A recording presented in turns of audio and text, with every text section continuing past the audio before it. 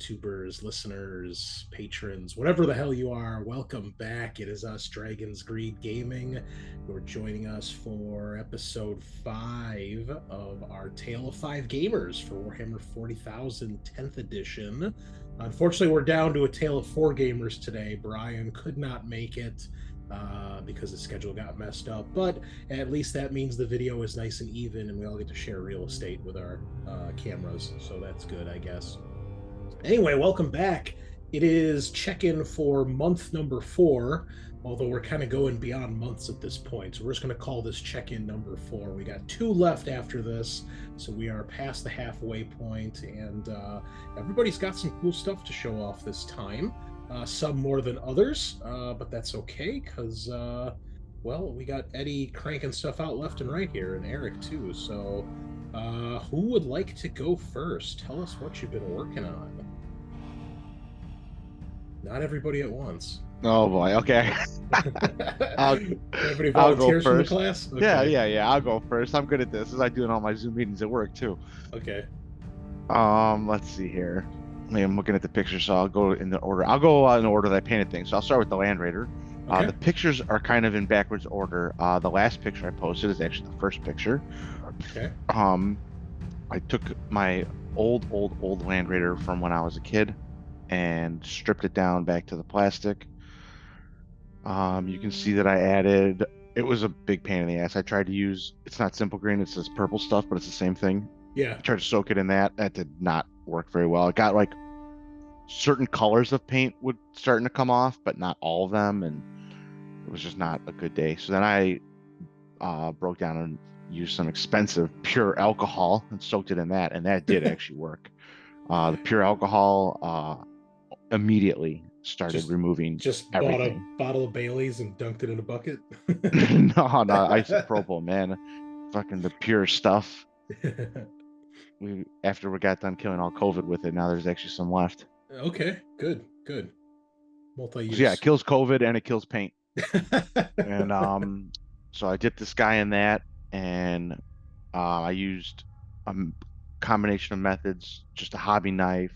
I used some sandpaper, sanding sticks, all kinds of things to get in there and like get like all the little crevices where it's supposed to be like mold, like not mold lines, but those like the tank lines, you know, that are just randomly in the body panel lines and stuff. Yep. I had to get all of the paint out of there so that when I ended up washing it, that the wash would get in there and make it look right. So eventually I accomplished all that and got it to where you see in the first picture. I added some green stuff, wolfy bits. In the back, there's like a little flag that I cut up and threw on there. And then, do you have a photo of this before when it was painted the first time?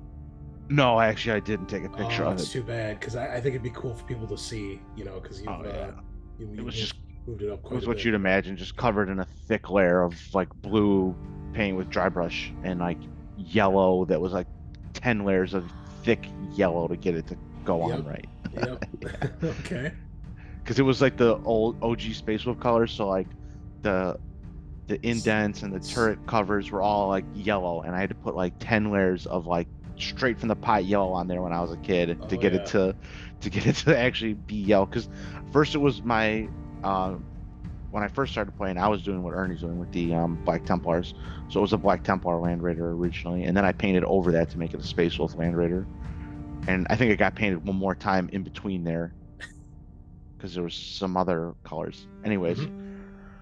So yeah, then I primed it, zenithaled it, and I was super, at that point, that's the second from the last picture, I was super happy at that point. I was like, oh yeah, this shit looks sweet. And then I proceeded to like kind of mess up painting it. I was having issues with my airbrush, so I wasn't getting the airbrush to work quite right. I don't know. The red, I have the red speed paint, and I found that reactivates anytime, like if you put it on there and you let it dry, come back a day later, a week later, whatever, and you try and paint like next to it, if the paint touches the red gets into the new paint and makes the new paint red. Yeah, that was a pain in the ass. And what brand of paint is that? That is Army Painter. Army Painter, okay. I haven't tried those. I think that was a known thing that came up a while back. I heard that they're redoing their formula. One of the YouTube channels I watch was talking about it, and they're basically redoing all their formula for everything, and they're re-releasing next year. And they sent him like over 100 colors, and he was like, "This shit is legit now." Like he didn't have everything to try out, so I don't think he had any of the washes and Yeah. metallics, but all the base Paid paints. actor, dude. Paid actor. Getting free stuff. Of course he's gonna say it's good. No, this guy I've watched. He's an older guy. He's just kind of there to hobby and have fun. He's not like a meta chaser or anything. So, and he talks about all sorts of different shit, like not just Games Workshop stuff. So, yeah, it's cool. It's cool to see. All right. So then is the Land Raider finished at this point? No, we see these last couple pictures. The first pictures that I posted in the chat are actually the finished Land Raider. That's got everything. I put the oil wash on it on last night. I mean, there's still some more little trims and things I could go back and touch up, but for the most part, I'm calling it on that. Like, I didn't put any decals on it. The flag, like, definitely needs some more work on it, but it's tabletop ready, in my opinion. Yeah.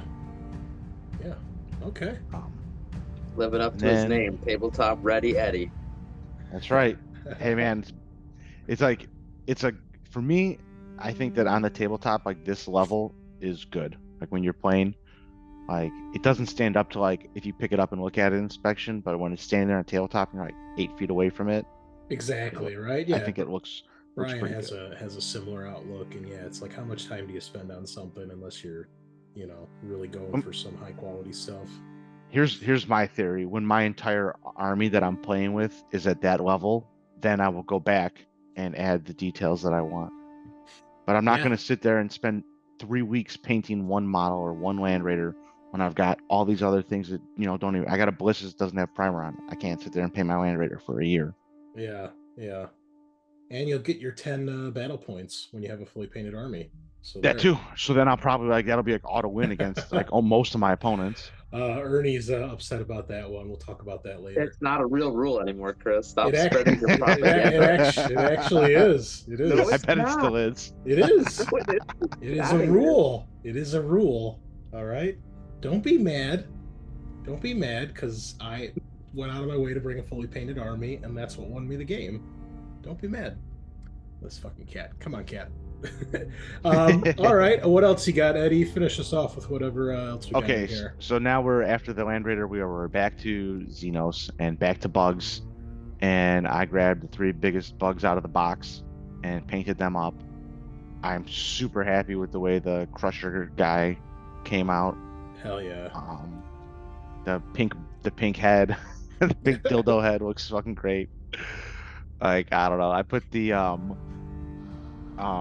last time when I showed you the gaunts, I didn't do the powder, whatever it's called, the pigment, pigments for the base, but I did. You can see in these pictures that I added the pigments.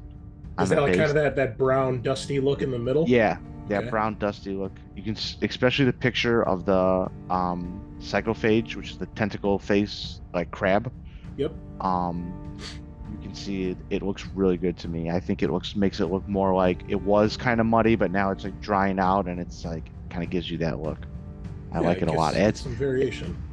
It adds another level of texture to the base and to the model that I really appreciate.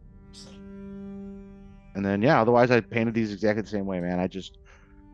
I base coated these black and then gray to white zenithal. I found that with the speed paints, you get much better look if you go like very bright zenithal. Like, you don't want it just barely white. You want it like heavy white. Okay. And then just threw a bunch of washes over the whole thing. Like, I went red to blue carapace to the pink, and then to the bones for the claws.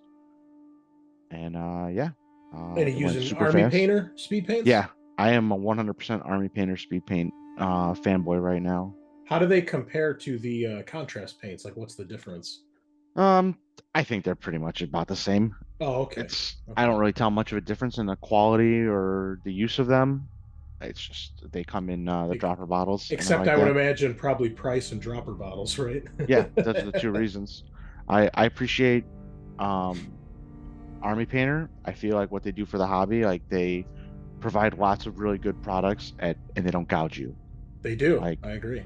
Yeah. Like I feel like the prices they charge for even things like their clippers and their like hobby tools and stuff. It's like you're not charging you $30 for fucking clippers. Yeah, I've, Like, I've yeah, you can got get them some cheaper art on stuff right Amazon, here. but Yeah.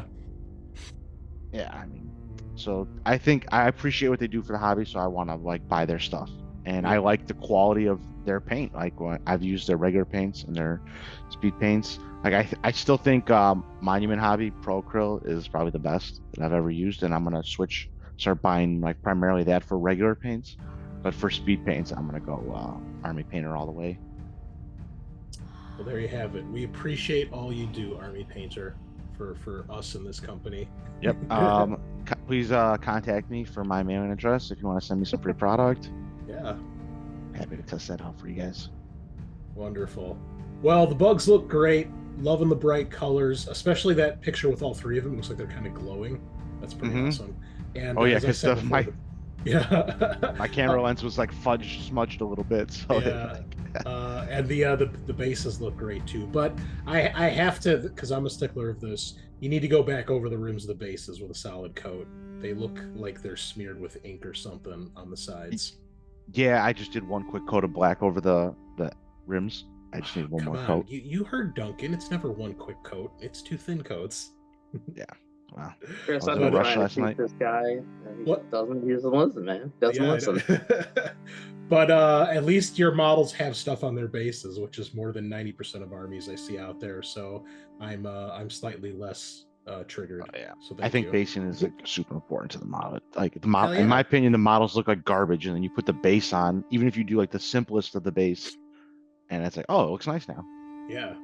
Yeah. Cool, man. So what's for next month? What's the plan? I'm gonna knock out the rest of this Leviathan box, hopefully in the next wow. week or two. I already started last night. I have all I have the red done on almost everything that's left. That's a lot of And bugs. so yeah, so my plan to get over the whole red bleeding thing is I plan on doing all the red on the entire army, and then I'm gonna put a thin coat of matte varnish over it, and then finish painting the rest. All right. Cool. Wonderful. But the speed painting technique that I'm using is going so fast that I think I can knock out the rest of this army probably in a couple weeks. Hell Hopefully a couple weeks, definitely by the next check-in, and then I'll be able to go back to my true love, which is Space Vikings. yeah. Cool, man. Well, keep it up. It's coming along nicely, and we'll see what's done for next time. All right. Sorry, I'm adjusting some things on my other monitor here. All right.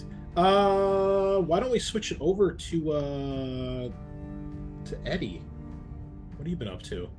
Ernie. We just did Eddie. We just did Eddie. Ernie, Sorry, you want to do Ernie. Ernie. you want some more info? I got what more. I want are friends with that don't have the letter E that begin their name. That's what I need.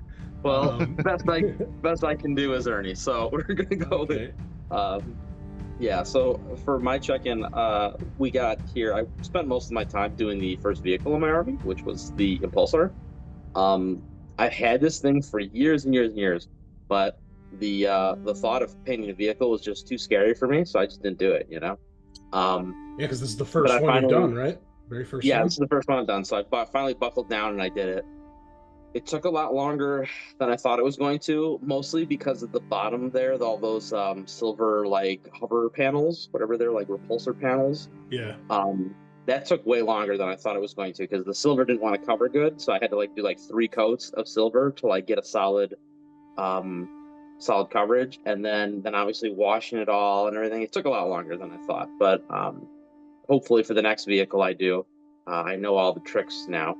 But yeah, I was kind of experimenting with what I wanted to do color wise. I like the little red indent panel on the side. I saw a lot of people were doing that for different paint schemes and whatnot.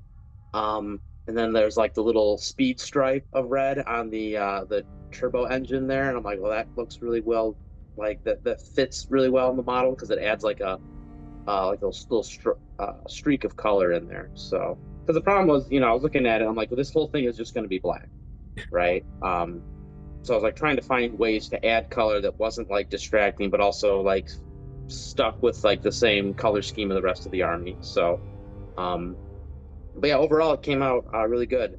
In my opinion, like I said, it took longer than I thought, but I was glad that I got it done. I still have to do like a matte coat, so like ignore any of the weird like water stains you see over the transfers, because obviously, you know, when you put a clear coat, or not a clear coat, but like a, you know, like a matte finish over that, that'll get rid of a lot of that. So because I had to put art coat over it to seal them in, because I'm just deathly afraid of someone scratching off the or by somebody I mean me scratching off the transfers when you like pick it up. It's just when you use these models in the use. Like if I was putting it in a display box and never using it, it'd be like whatever. But since I'm going to be using these models constantly, it's like I gotta hard coat all these transfers. But I like the way it came out, so I'm really happy with it. Yeah, this impulsor is getting some mileage out of it at this rate. Yeah. He's like I said, he's been in the army for a long time. I've had him. I got him. He was one of the first models I got him for the 8th edition. So it was like I got a bunch of infantry from the Dark Imperium box, and then I'm like, well, I want to transport. And now that I did this one, and I've been using it in games we've been playing, I kind of want another one. It's good. It's a really awesome tank. Like it's reliable. It's got a shit ton of shots, and it can Yeah. It's a pretty cool. Not pictured here is there's like on the top there's the like turret, the Icarus, twin-linked Icarus, Iron Hail, Stubber, whatever the hell it is. I have the other ones. I have the satellite uplink, the shield drone, and there's like one, oh yeah, there's the Bellicosian missile array or something. I don't have those in the picture here, but I do have those as like magnetized pieces, so I can swap out that top piece anytime I want. So yeah, I just like the tank a lot. It was a lot of fun to paint. Although, like I said, it did start to drag there at the end, but that's I think mostly because I was spending so much time figuring things out. I was like, all right, let's just get this done. So yeah. But yeah, I think is the next Eric thing ascending to heaven? What's going on here? Don't go towards the light. What is happening? Awesome. Okay. Eric's like, my people need me. Eric has achieved a higher plane of existence. So. Anyway, for us mere mortals, go on. Yeah. So I think I'm gonna do the next one.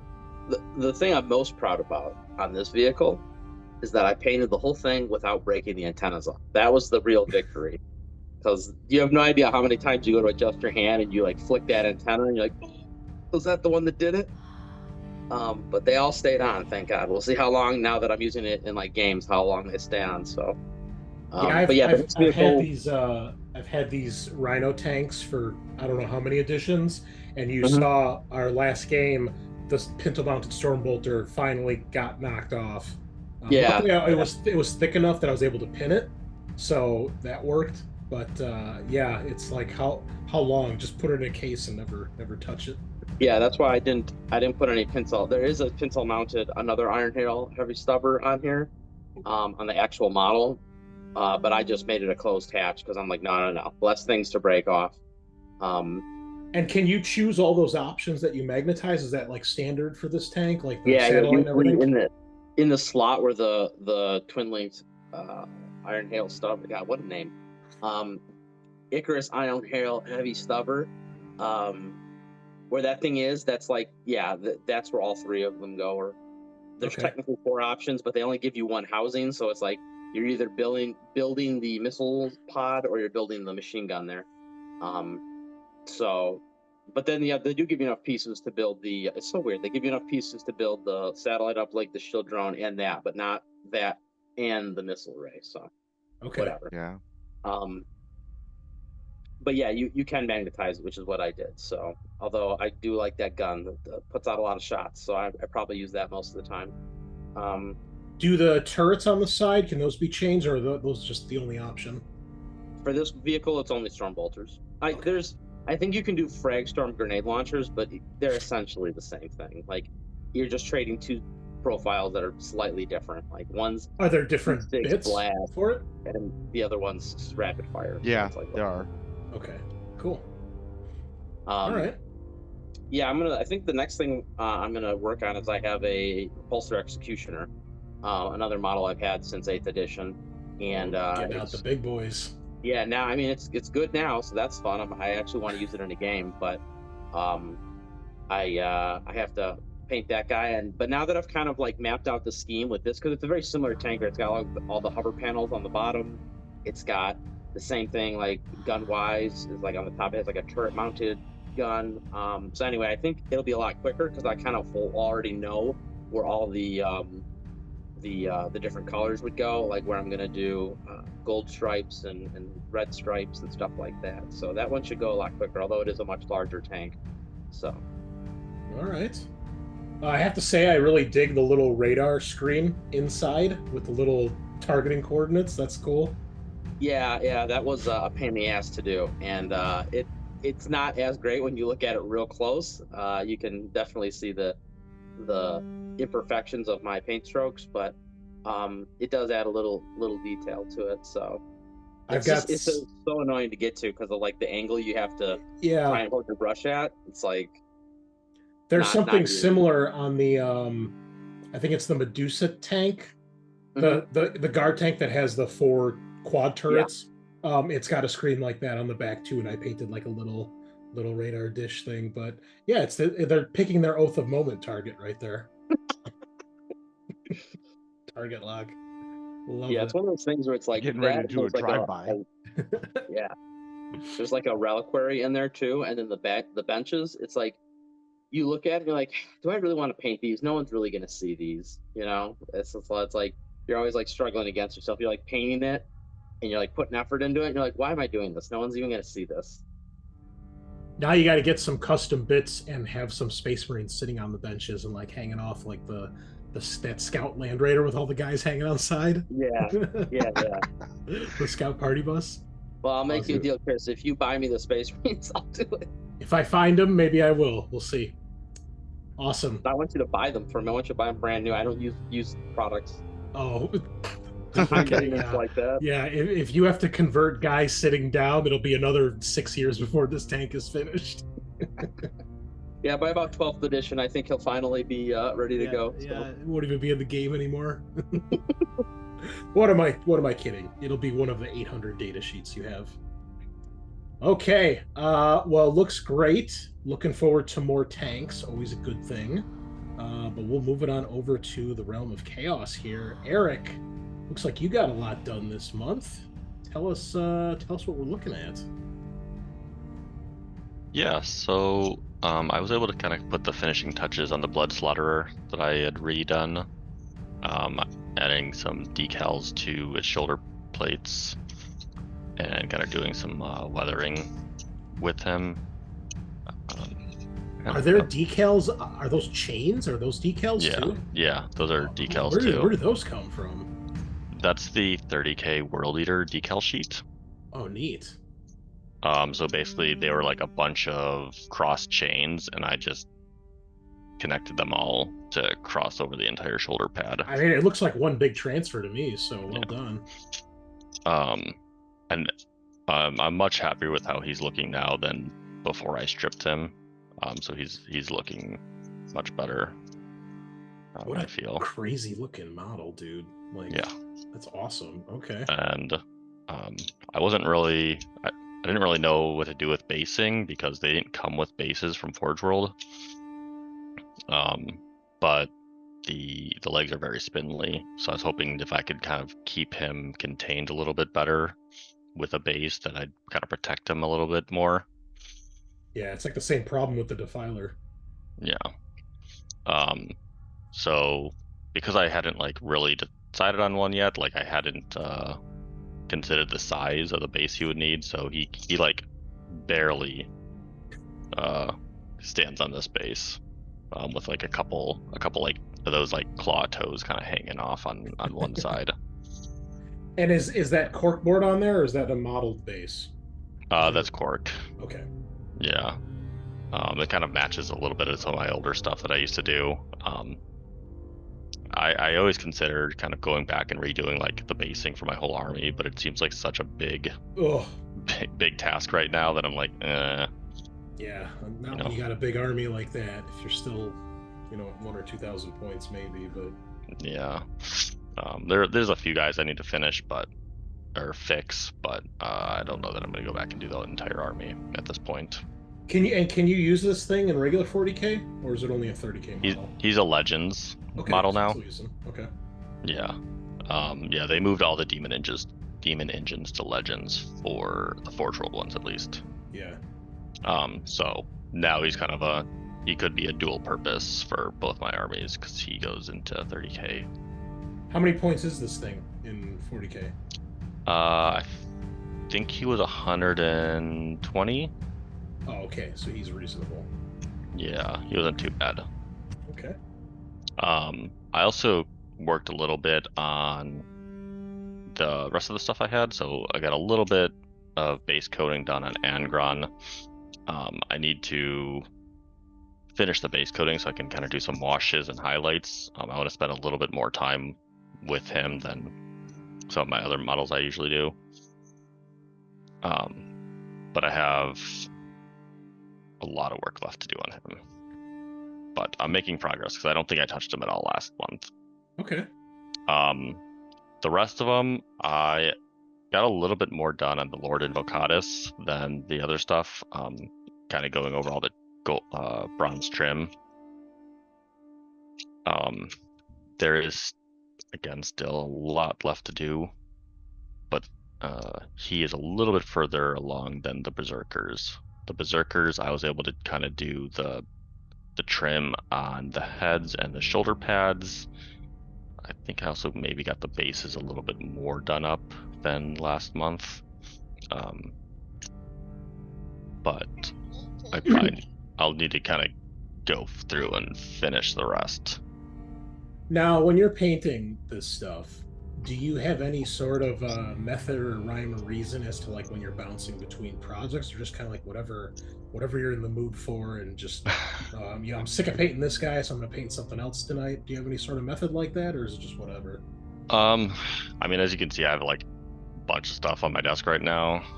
So what I tend to do is pick a color and kind of do a little bit with that color. So if I have some brass on my paint palette, I'll go through and like pick something that I can do on each model. So that's why I went through and I did the heads, and then I did the shoulder pads, and I'll kind of probably work my way down, and I'll do the torso trim or the backpacks. Gotcha. And kind of just carry that throughout, all the models that are kind of sitting there. Okay. I have some Necromunda Goliaths that I've, that are similar color schemes. So if I have like leftover paint that I don't think will kind of go through the rest of the models, I'll pick one of those and kind of finish off whatever's on my palette. I should use the wet palette. I don't. Yeah, seems like it's so one of much those work. things you got to set up. I mean, yeah. Yeah. If you're painting a whole slew of stuff, then it's great. But when you're just working on like a single model or something, it's a little bit more of a hassle sometimes. Yeah. And Angron, I kind of just went through and, I was like, okay, so he has a bunch of World Eater symbols. I'll go do the blue for that. And kind of just went through and did bits and pieces on him as I was kind of going through. There's a lot that still needs to be touched up on the red, as I was kind of like getting in there. And then, but I'll probably go back and do that after some washes and highlights and just make sure I get everything. Cool. So what's for next month? What's the plan? I think I want to get the Invocatus completely finished, and then do probably get some work done on Angron. He's the one who's going to probably take me the longest. The Berserkers, the trim is annoying, but they have a lot. I think they have a lot less trim than they used to. So the legs aren't quite as crazy. All chaos models in 40k have the trim syndrome. So yeah. So I think those will probably be the last things to work on next month. I kind of try and make some more progress on Angron because he's going to slow me down. Cool. Well, I dig the demon engine. Looks really cool. The transfers are awesome. They with the way they're faded with the dry brushing and stuff, it looks like it matches right in. So it's pretty cool. Thank you. Awesome. Okay, well, I will finish it up tonight. We'll talk about trim in a minute because I got trim here for you. But first off, I didn't get a ton done, but I did, slowly get some things finished. First off, we have 2 brand new Chaos Spawn. I went with some company I found on Etsy. Just found stuff that I thought looked kind of cool, kind of chaotic. Not really Nurgle themed, just Chaos Spawn themed, and reasonable price. That these guys were $20 for the 2 of them. They're on 50 mils according to the current rules on Games Workshop's website, so that's what I put them on. They do seem a bit bigger than a lot of the other models, but whatever. They're big hulking monstrosities. Mostly just contrast paints, and then a little bit of dry brushing for the skin. And then everything else, the tentacles, the black armor pieces, the claws and teeth was all contrast. And then I slapped on some of that Nurgle's rot goo all over the place, so it looks like they're kind of pussy and oozing. And then the Cthulhu face guy has crazy eyes all over his head. And then the other one with the tentacle mouth, it's kind of hard to see, but basically on his chest, you can see he's got black eyes, kind of like, I don't know, on his where his pecs would be, kind of around there. He's got eye pecs or peck eyes. I don't know. So and then the thing I really enjoyed is on both of them I used on the Cthulhu monster. I used one of the old 40K bases from the resin basing kit from back in the day when they had like the solid base. So that one's got like spent shell casings, rocks. There's a Imperial Guard canteen on there. It's hard to see in the picture, but there is a black Space Marine helmet in honor of Ernie Space Marine chapter, since we've been fighting a lot. So that's my most recent opponent. And then the other guy, you can see in one of the pictures, he's got like a torn up chain link fence. That basing kit came with an etched brass sheet, and one of the things on there is like, it looks like a piece of a chain link fence. And I've had it for God knows how long, probably 10 years at this point. And I was like, what the hell do I do with this? And I finally saw a really cool conversion where they bent it up to look like a broken chain link fence. So it's kind of covered in some of the rocks and some of the dirt. So it looks like it's been kind of buried and lost, but it worked out pretty well. Tried them in a game or two. They seem okay. I mean, they're cheap. They're only 70 points. But they, as always with all editions, they are incredibly vulnerable to any sort of gunfire whatsoever. Even just like bolter fire will tear these guys apart. They do have feel no pain, which is nice, but not convinced on their reliability for what they do. So not sure if I'm going to be using them a whole lot. But that was the main painting. Other painting I did, I've got. I finally got the foul blight spawn. Everything's out of stock that I need on the Games Workshop website, so I had to go to eBay for this guy. I found him for like $20 or so I saved about $15, which was nice. And he was already built, so I just had to clean him because, of course, God forbid somebody clean the mold lines on their model. But I guess I can't complain because I didn't pay that much for it. So I started painting him this week, and you can see in the first pictures of him all that fucking trim and silver. I feel your pain on that. But I started working on him again last night, and you can see I got all the base coats done and the wash down on him. So he's about halfway finished so far.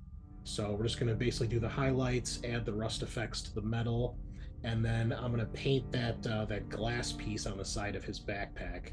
I'm going to try to make it look like the backpack is partially filled with some sloshing goo, but I've never tried anything like that, so we'll probably have to look at some tutorials. But yeah, he's about halfway done, so that's cool.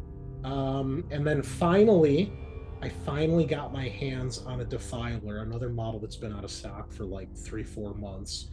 Can't find them anywhere on eBay. Everybody wants full retail price for something that they own. It's like, fuck that noise, not paying $80 unless I'm buying it straight from Games Workshop, which I will never do.